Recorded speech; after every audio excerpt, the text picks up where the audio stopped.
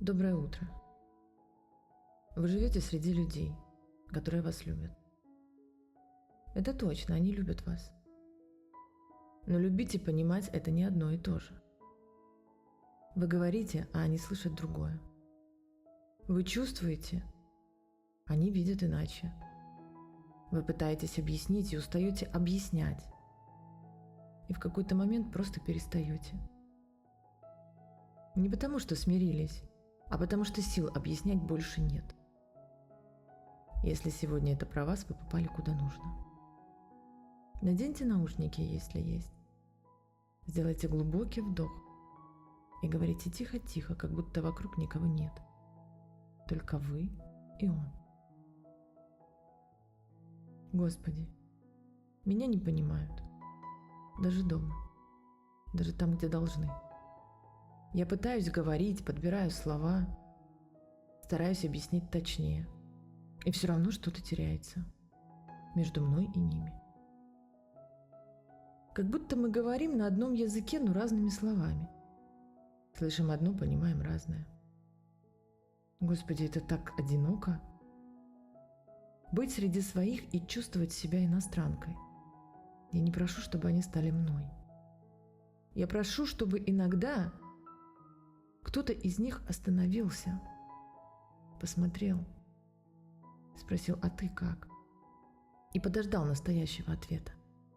Настоящего.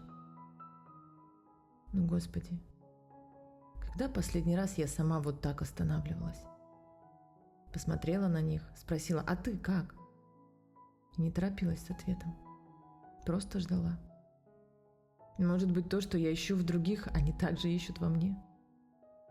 Прошу, прости меня за это.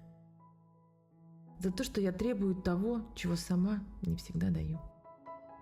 Прошу тебя, помоги мне сегодня слышать не для того, чтобы ответить, а для того, чтобы понять. Может, понимание начинается не с просьбы, а с примера. Моего примера. Прошу, дай мне на это смелость и терпение. Прошу тебя за мою семью.